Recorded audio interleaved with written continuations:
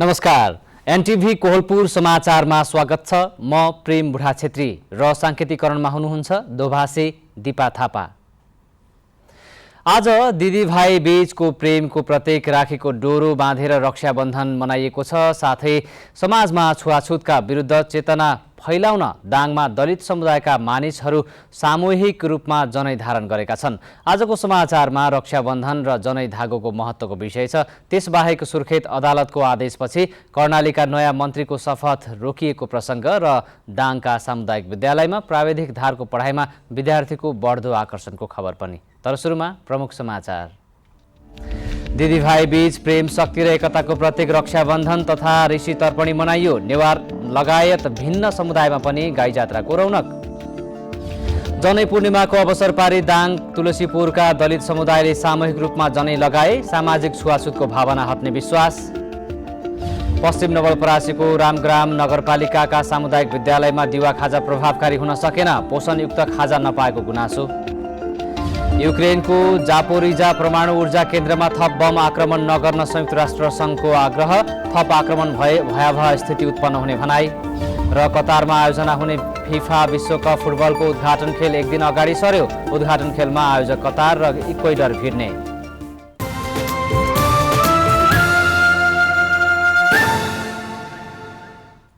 समाचार अब विस्तारमा। प्रत्येक वर्ष श्रावण शुक्ल पूर्णिमाका दिन मनाइने रक्षाबन्धन जनै पूर्णिमा अर्थात् ऋषि तर्पणी पर्व आज देशभर नवयोग्यपवित एवं रक्षाबन्धन धारण गरेर मनाइएको छ। पूर्णिमाका दिन बिहानैदेखि वैदिक सनातन धर्मावलम्बीले नदी, ताल, तलाउ, पोखरीमा गई स्नान गरेर गुरु पुरोहितबाट रक्षासूत्र बाँध्दछन्। तागाधारीले गुरु पुरोहितले विधिपूर्वक मन्त्रिएको योग्यपवित एवं डोरो धारण गरेमा नकारात्मक तत्त्वबाट सुरक्षा प्राप्त हुने धार्मिक विश्वास छ।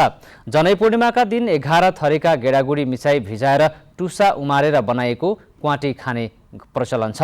नेपालको तराई क्षेत्रमा भने आजकै दिन दिदी बहिनीले दाजुभाइलाई राखी बाँधेर मनाएका छन्। यस्तै आजै प्रतिपदा तिथि लाग्ने भएकाले गाई जात्रा पर्व पनि मनाइएको छ। हिन्दू धर्मावलम्बीहरूले पवित्रता, प्रेम, शक्ति र एकताको प्रतीक रक्षाबन्धन र जनै पूर्णिमा आज धुमधामका साथ मनाएका छन्। दिदी बहिनीहरूले दाजुभाइहरूको सुख, समृद्धि, लामो आयु तथा सफलताको कामना गर्ने तथा दाजुभाइहरूले दिदी बहिनीहरूको खुट्टा ढोगे दक्षिणा तथा उपहार दिई आशीर्वाद लिने प्रचलन छ। पवित्रता, प्रेम, शक्ति र एकताको प्रतीक महान पर्व रक्षाबन्धन र जनै पूर्णिमा आज कपिलवस्तुका दिदी बहिनी तथा दाजुभाइहरू धुमधामका साथ मनाइरहेका छन्। रक्षाबन्धनमा दाजुभाइहरूको सुख समृद्धि, लामो आयु तथा सफलताको कामना गर्दै रक्षाबन्धन बाँधिने प्रचलन रहिआएको छ भने दाजुभाइहरूले दिदी बहिनीहरूको खुट्टा ढोकी दक्षिणा तथा उपहार दिई आशीर्वाद लिने प्रचलन रहेको छ। जिल्लामा खुसियालीको चाड रक्षाबन्धन। पसलहरूमा विभिन्न रङबिरङ्गी रक्षाबन्धन, फलफुल तथा स्वादिष्ट मिठाईका परिकारहरूले झिलमिल थपिएका छन् भने दिदी बहिनीहरूले आफ्ना दाजुभाइहरूका लागि रक्षाबन्धन खरिद गर्न बजारमा चहल पहल बढेको थियो। हरेक चाडबाडका आफ्ना महत्त्व र सन्दर्भ हुन्छ। आज यो जनै पूर्णिमा र रक्षाबन्धन भने धागो र बन्धनको चाड हो। धागो अर्थात् बन्धन, पवित्रता र सुरक्षाको बन्धन। ब्राह्मण र क्षेत्री पुरुषहरूले हिन्दू परम्परा अनुसार यज्ञोपवीत अर्थात् जनै लगाउने चलन रहिआएको छ। रक्षाबन्धन दुई शब्दहरू मिलेर बनेको छ, रक्षा र बन्धन। संस्कृति शब्दावली अनुसार यसको अर्थ सुरक्षाको गाँठो हुन्छ। यो चाड दाजुभाइ दिदी बहिनी सम्बन्धको अनन्त प्रेमको प्रतीक हो। यो केवल रगतको सम्बन्ध मात्र नभई आफूले दिदी बहिनी या दाजुभाइ मानेका यस्ता अन्य सम्बन्धमा पनि यो पर्व मनाइन्छ। वासुदेव वर्मा, नेपाल टेलिभिजन, लुम्बिनी प्रदेश, कपिलवस्तु। जनै पूर्णिमाको अवसर पारी दाङ तुलसीपुरका दलितले सामूहिक रूपमा जनै लगाएका छन्। दलितले जनै लगाउनै हुँदैन भन्ने परम्परा हटाउन यसो गरिएका हुन्। दलितहरूले जनै लगाउँदा गाउँ समाजमा छुवाछुत हट्छ भन्ने उनीहरूको विश्वास छ। दलितले जनै लगाउँछन् भन्दा धेरैलाई पत्याउन मुस्किल पर्छ। समाजमा ताकाधारी बाहेक अन्य जातले जनै लगाउनु हुँदैन भन्ने परम्परा हटाउन दाङ तुलसीपुरका दलितले सामूहिक रूपमा जनै लगाएका छन्। जनै पूर्णिमाको दिन खोला तथा जलाशयमा बिहानै नुहाई धुवाई गरी तुलसीपुर 18 बेलजुण्डी स्थित शिवालय मन्दिरमा गई वैदिक शास्त्र अनुसार जनै लगाउने गर्दछन्। गाउँ समाजमा दलितले जनै लगाउनु हुँदैन भन्ने मान्यता मेट्न आफूले जनै लगाउन थालेको तुलसीपुर 18 दुदासका टोपबहादुर दमाई जनेदार बताउनुहुन्छ। जनै लाउँदा सभ्य बन्ने, सभ्य समाजको सिर्जना गर्ने, सबै मान्छे गर्ने एउटा ऐन नियम हाम्रो विधान संविधान जस्तो रहेछ। यसले नराम्रा गलत कामहरूलाई छेक्ने, राम्रा काम गर्ने, सधैँ नुहाएर खाना खानु बानी बसाल्ने र स्वास्थ्यमा पनि सुधार हुने कुरा उल्लेख भएको हुनाले मैले लगाउने गरेको छु।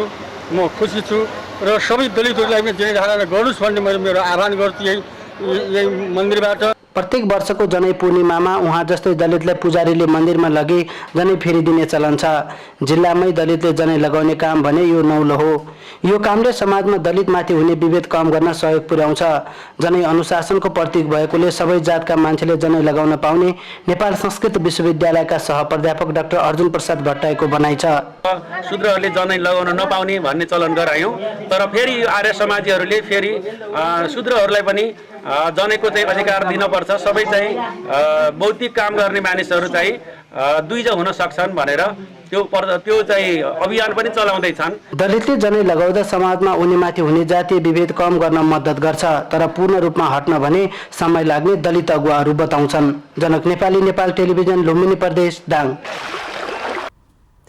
आधुनिकता र पश्चिमा शैलीको प्रभावमा पर्दै गइरहेको भनिएको नेपाली संस्कृतिको मौलिकता बचाउन विभिन्न प्रयासहरू भइरहेका छन्। स्वदेशमै उत्पादन भएका सामग्रीको प्रयोग बढ्दै गए वैदिक जनै र शास्त्रीय धागो मात्रै बेचेर पनि लाखौं रुपैयाँ कमाउन सकिन्छ। आधुनिकता र पश्चिमा शैलीको अनुसरण गर्दै अगाडि बढिरहेको हाम्रो समाजमा वैदिक जनै र शास्त्रीय धागो बेचेर पनि लाखौं कमाउन सकिन्छ भन्ने उदाहरण बनेका छन् बुटवलका बुद्धि प्रसाद शर्मा। वैदिक जनै, रक्षाबन्धन, लाखबत्ती, अनन्त बन्धन लगायतका सामग्री उत्पादन गरेर नेपाल र विदेशमा समेत बजार प्रवर्धन गर्न सफल शर्माले वार्षिक 20 लाखदेखि 30 लाखसम्म आम्दानी हुने गरेको बताउँछन्। नेपालमा जहाँ जहाँ ब्राह्मण बस्ती छ त्यो ठाउँमा हाम्रो जनै पुगेको छ। हामीले पुर्याउन नसके पनि जस्तै हामीले झापा पठाउँछौँ, अनि बिर्तामोड पठाउँछौँ, त्यो आसपासमा उनीहरूले पठाउँछन्, अनि पोखरा पठाउँछौँ, अनि पोखराको आसपासमा त्यहाँ बागलुङ पठाउँछौँ, बेनी पठाउँछौँ, अनि कुस्मा पठाउँछौँ, अनि त्यो आसपासका गाउँहरूमा त्यहाँबाट जान्छ, अनि दाङ पठाउँछौँ, तुलसीपुर, घोराई जान्छ, आसपासका गाउँहरूमा पहाडतिर जान्छ। 2057 सालदेखि वैदिक जनै र शास्त्रीय धागो उत्पादन गर्न थालेका शर्माले वार्षिक करिब 1 करोडको जनैको कारोबार हुने पश्चिम नेपालमा 80% बजार भाग राधा जनै धागो उद्योगले ओगट्न सफल भएको बताउँछन्। शर्माका अनुसार विगतमा भारतबाट आयात हुने करोडौं रुपियाँको जनै धागोलाई विस्थापित गरी नेपाली जनै धागो उत्पादनमा आत्मनिर्भर बन्ने उद्देश्यका साथ बुटोल 4 स्थित राम मन्दिर लाइनमा राधा धागो उद्योग स्थापना गरिएको हो। नेपालमा मात्र नभई भारत, बङ्गलादेश, अमेरिका, जर्मन लगायतका देशमा समेत राधा जनै धागो उद्योगमा उत्पादित सामग्रीहरू पुग्ने गरेको छ। हरिश ढकाल, नेपाल टेलिभिजन, लुम्बिनी प्रदेश, रूपन्देही, बुटवल। आज देशभर जनै पूर्णिमा धुमधामका साथ मनाइएको छ। नेपाली संस्कृतिको मौलिकता बचाउनका लागि पनि विभिन्न प्रयासहरू हुँदै आएका छन्। यसै विषयमा केन्द्रित भएर आज हामीले स्थानीय उत्पादनको प्रयोग कसरी बढाउन सकिन्छ भनेर पाल्पाका केही नागरिकलाई सोधेका छौँ। हेरौँ आजको आवाजमा।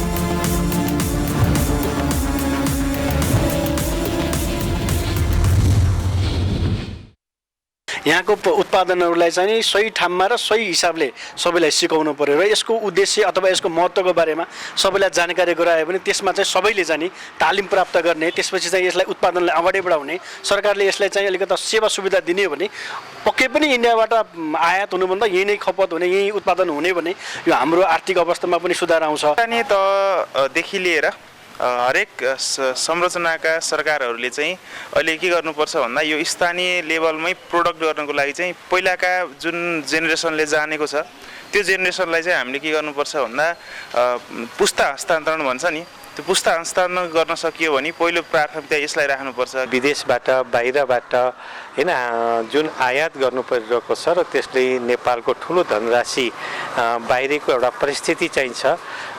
यसलाई हामीले व्यवस्थित एउटा नीति र व्यवस्थित एउटा योजनाका साथ अगाडि बढ्नु आवश्यक छ। यसका निम्ति सङ्घीय सरकार, प्रदेश सरकार, स्थानीय सरकारले वास्तवमा सम्बन्धित व्यवसायीहरू, व्यापारीहरू, त्योसँग उत्पादनसँग चाहिँ जोडिएका हैन सङ्घ संस्थाहरू, व्यक्तित्वहरूलाई प्रभावकारी ढङ्गले समन्वय गरेर अगाडि बढ्नु आवश्यक छ। हामी अब अहिलेको पुस्ता चाहिँ सक्रिय हुनुपर्छ क्या। अब अहिले के छ भन्दा किने त भइहाल्यो नि, मैले किन्ने, तपाईँले किन्ने, अर्काले किन्ने गर्दाखेरि किन्नको लागि के भयो, आवश्यकता भयो। आवश्यकता भएपछि कहाँबाट ल्याउने, विदेशबाट ल्याउने। कोही भारतबाट आएको होला, कोही चीनबाट आएको होला, कोही अर्को देशबाट आएको, कोही अर्को देशबाट आएको होला। त्यसलाई घटाउनलाई आयातलाई हामीले अलिकति निरुत्साहित गर्नको लागि धागो किनेर, जसरी हामीले बजारमा किन्थ्यौँ पहिला, हाम्रा बुवाहरूले किन्नुहुन्थ्यो, त्यसै गरी नै हामीले किन्ने, धागो किन्ने, त्यसलाई सङ्लिने, बाट्ने, तेब्र्याउने गरेर सिकाबार एउटा जनाइ तयार गर्न हामी आफै सक्रिय भयौँ भने आयात चाहिँ कम हुन्छ। हेर्दाखेरि सामान्य देखिए पनि यसले अर्थतन्त्रमा ठुलो असर पार्छ। त्यसले गर्दाखेरि हामीले आत्मनिर्भरतातिर कसरी जाने, हाम्रो सामाजिक क्रियाकलापहरू, चाडपर्वहरू मनाइरहँदाखेरि हाम्रो स्वदेशी उत्पादनहरू, स्वदेशी सामानहरूलाई कसरी प्रयोग गर्ने, एकातिर संस्कृतिको पनि जगेर्ना गर्ने, अर्कोतिर हाम्रो आर्थिक अवस्थालाई पनि दिगो बनाउनुको निमित्त ध्यान दिनुपर्छ भन्ने मैले महसुस गरेको छु। बाहिर जाने केही व्यक्तिहरूलाई रोजगार दिन सक्ने, चाहे महिला उद्यमीलाई पनि यसमा आकर्षित गर्न सकिन्छ। चाहे राखीमा, चाहे यो जनैमा हामीले महिला उद्यमीलाई पनि आकर्षित गरेर हामीले सिपमूलक तालिम दियौँ भने निजी क्षेत्रले पक्कै पनि एउटा आर्थिक समृद्धिमा महत्त्वपूर्ण भूमिका खेल्छ।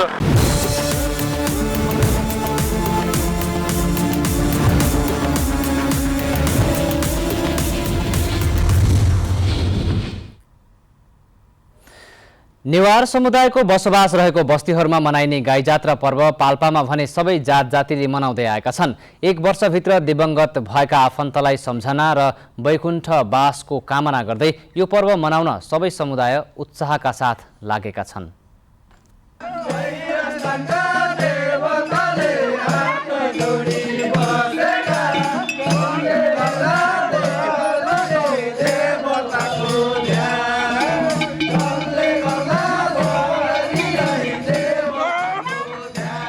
वर्षभित्र दिवंगत भएका आफन्तको सम्झनामा गाई वा मानिसलाई गाईका रूपमा सिंगारी आफ्ना क्षेत्रको परिक्रमा गराई श्रद्धालुद्वारा दूध, फलफूल, रोटी, चिउरा, दहीका साथै अन्न र द्रव्य दान गरेर गाई जात्रा पर्व मनाइएको छ। नेवार समुदायले मनाउन सुरु गरेको यो पर्वलाई पाल्पामा भने सबै जात जातिले उत्साहका साथ मनाउँदै आएका छन्। यसरी गाई जात्रा निकाल्नाले वर्षभरि मृत्यु भएका व्यक्ति गाईको पुच्छर समाई बैतरणी पार हुन्छन् भन्ने धार्मिक विश्वास रहेको छ। यही विश्वाससँगै नेपाली संस्कृतिसँग जोडिएको पर्व भएका कारण गाई जात्रा मनाउन सबै समुदाय उत्साहित भएका हुन्। मूलत यो नेवार समुदायमा अलि बेसी प्रचलित भए पनि नेवार समुदायको मात्रै अथवा नेवार समुदायले मात्रै यो जात्राको जगेर्ना संरक्षण गर्नुपर्छ भन्ने छैन। वास्तवमा यो जात्रा, यो पर्व हामी सबै नेपालीहरूको तत्त ठाउँको हैन विशेषता हो। त्यसैले यो पाल्पा हैन जस्तो सरहरू काठमाडौँ भनौँ, पाल्पा भनौँ, यी ठाउँहरूमा हुने भएको हुँदाखेरि नेवार समुदायको मात्रै नभइकन यो सबै जाति हैन समुदायहरूको चाहिँ यो एउटा जात्रा, एउटा संस्कृति, एउटा पर्वका रूपमा चाहिँ यसलाई अगाडि बढाउनु पर्दछ। हाम्रो दलितदेखि लिएर अन्य ब्राह्मणदेखि लिएर सबैले एउटा चाहिँ यो परम्परालाई मनाउने एउटा चाहिँ जात्रा खास त यो राजाकै पालादेखि एउटा चाहिँ यो मरेको घरबाट केही त्यो मृत आत्माले शान्ति पाओस् भनेको लागि गरिएको हो र त्यो सबै मिलेर यो कल्चरलाई एउटा रमाइलो संस्कृतिको रूपमा पनि र पीडकलाई चाहिँ एउटा चाहिँ मनोरञ्जन हुने त्यो वर्षको बिचमा होस् भनेर यो गरिएको र सबै जातिले यो नेवारकै उसबाट प्रेरित भएर चाहिँ मनाउने चलन आएको हो। गाई जात्रालाई वर्षभरमा मृत भएका मानिसहरूको गणना गर्ने पर्वका रूपमा समेत लिने गरिन्छ। सबै समुदायले गाई जात्रा निकाल्ने प्रचलनले समाजमा भातृत्वको सन्देश प्रभाव भएको विज्ञहरूको भनाइ छ। मौलिक संस्कृतिसँग जोडिएको यो पर्वको संरक्षणमा स्थानीय सरकारले पनि सहयोग गर्नुपर्ने स्थानीयको भनाइ छ। कमल अधिकारी, नेपाल टेलिभिजन, लुम्बिनी प्रदेश, पाल्पा।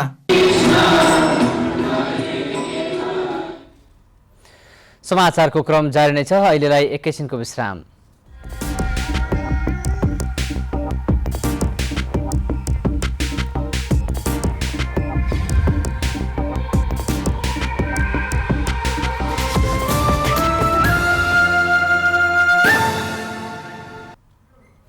विश्रामपछि समाचारमा पुनः स्वागत छ। अब बाँकी समाचार।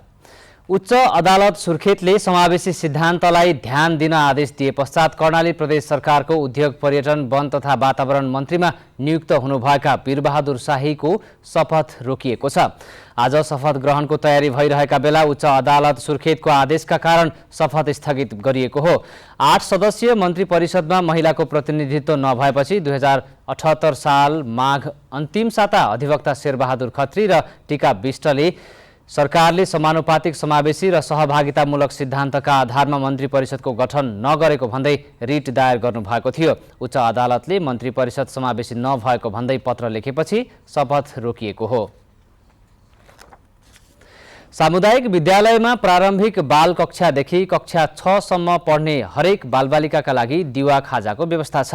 तर पश्चिम नवलपरासीको रामग्राम नगरपालिका भित्रका सामुदायिक विद्यालयमा दिवा खाजा प्रभावकारी हुन सकेको छैन।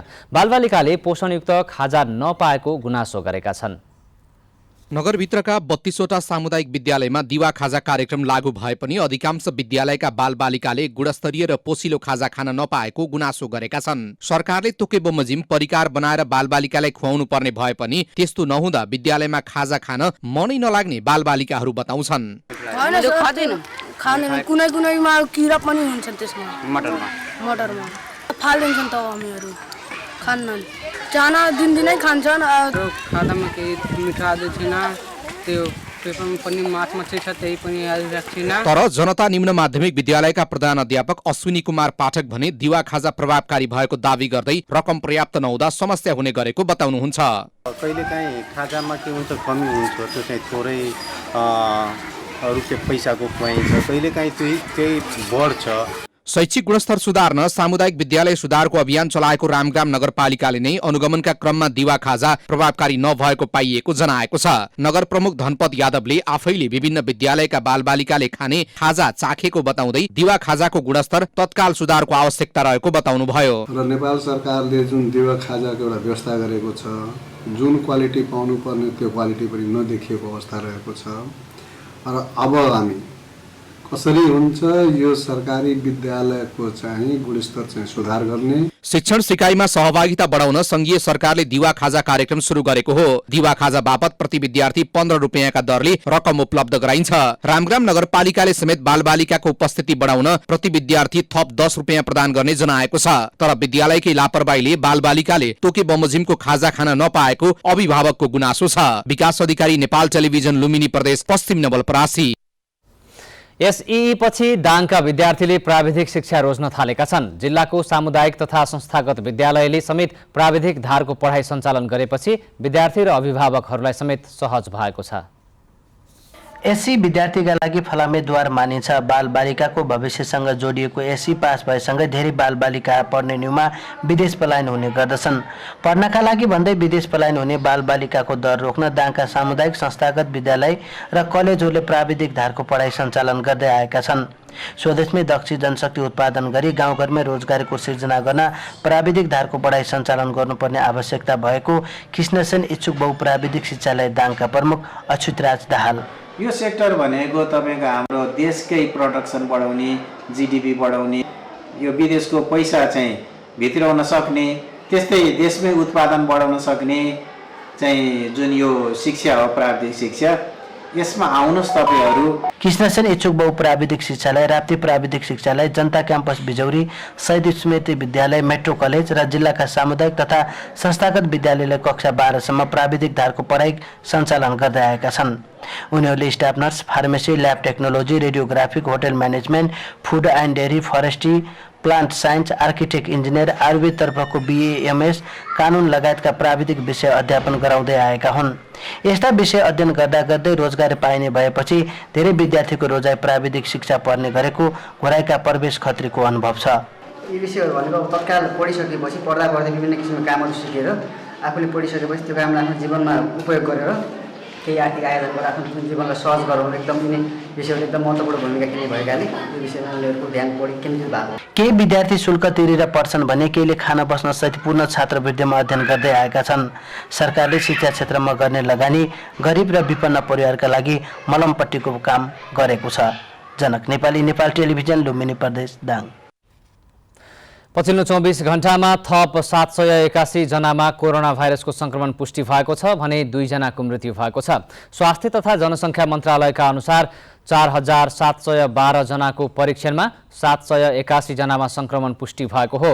यो सँगै कोरोना भाइरसका सक्रिय संक्रमितको संख्या 5775 पुगेको छ। पछिल्लो 24 घण्टामा 511 जना संक्रमण मुक्त भएका छन्। समाचारको क्रम जारी नै छ, एकैछिनको विश्राम।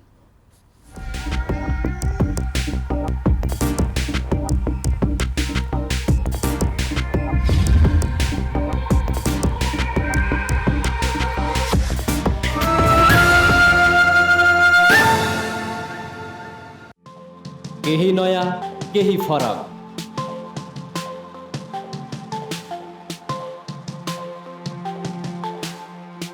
राष्ट्रिय सञ्चारको मेरुदण्ड नेपाल टेलिभिजनको प्रादेशिक च्यानल NTV कोहलपुर, पश्चिम नेपालको लुम्बिनी, कर्णाली र सुदूर पश्चिमको एकमुष्ट आवाज,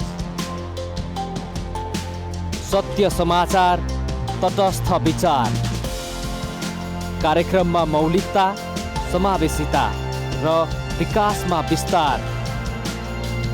डिजिटल दुनियाँमा तपाईको विचार र भावनालाई संसारसँग जोड्दै NTV कोहलपुर, सूचना, शिक्षा र मनोरञ्जनको यो यात्रा हो समृद्धिको।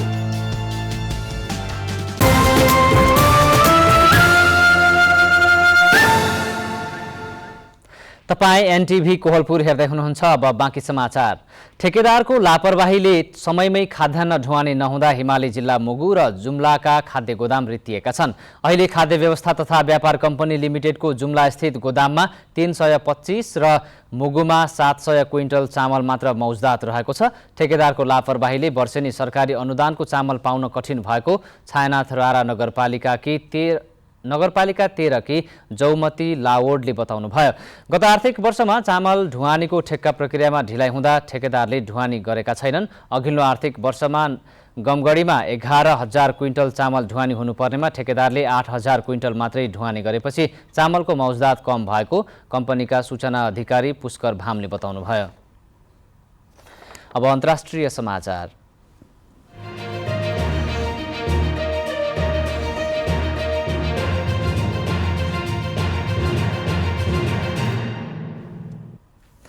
युक्रेनको जापोरिजा परमाणु ऊर्जा केन्द्रमा थप बम आक्रमण भइरहेपछि संयुक्त राष्ट्र सङ्घले आणविक भट्टी वरपर सैन्य गतिविधि बन्द गर्न आह्वान गरेको छ।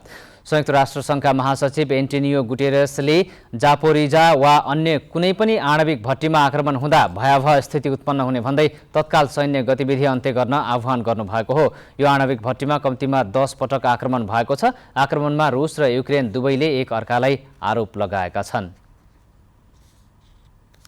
अब आर्थिक समाचार।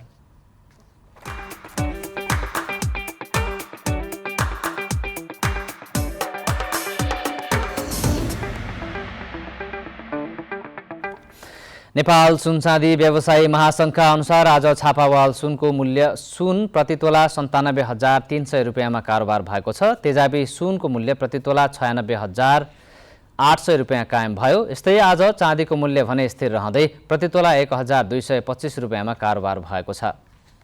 अब खेलकुद समाचार।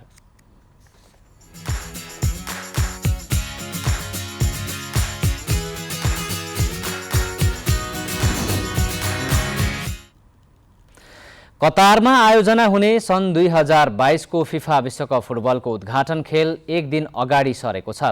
विश्व फुटबलको सर्वोच्च निकाय फिफाले कतार विश्वकपको उद्घाटन खेल एक दिन अगाडि सारिएको जनाएको हो। उक्त खेल नोभेम्बर 20 मा अल वायत स्टेडियममा हुनेछ।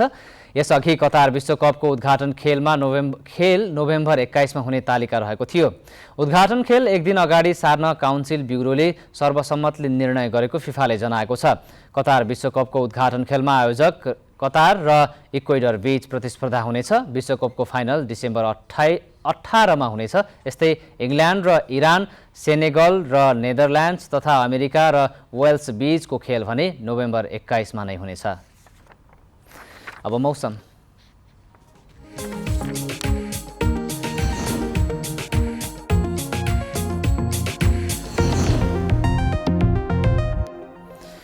आज देशभर आंशिकदेखि सामान्य बदली रही थोरै स्थानहरूमा मेघगर्जन चट्याङसहित हल्कादेखि मध्यम वर्षा भयो। आज राति पनि देशका पहाडी भूभागमा आंशिकदेखि सामान्य बदली रही बाँकी भूभागमा आंशिक बदली रहनेछ। देशका पहाडी भूभागका केही थोरै स्थानहरूमा मेघगर्जन चट्याङसहित हल्कादेखि मध्यम वर्षाको सम्भावना छ। अब मौसम सम्बन्धी थप विवरण।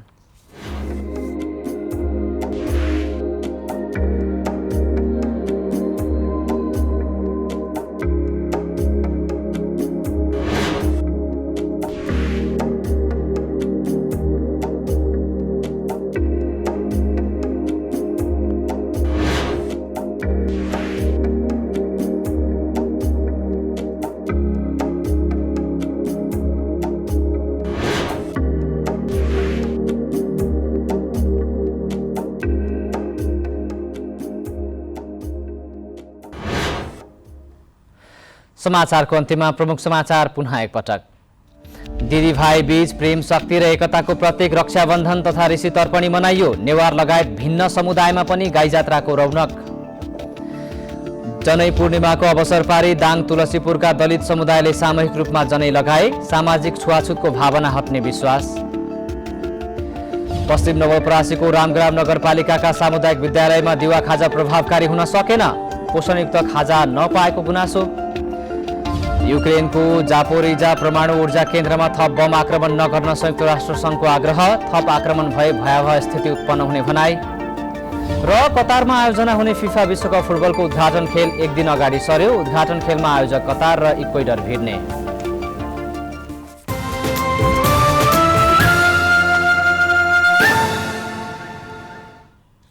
हवस् त अहिलेलाई समाचारको सिलसिला यति नै। बिदा दिनुहोस्। नमस्कार।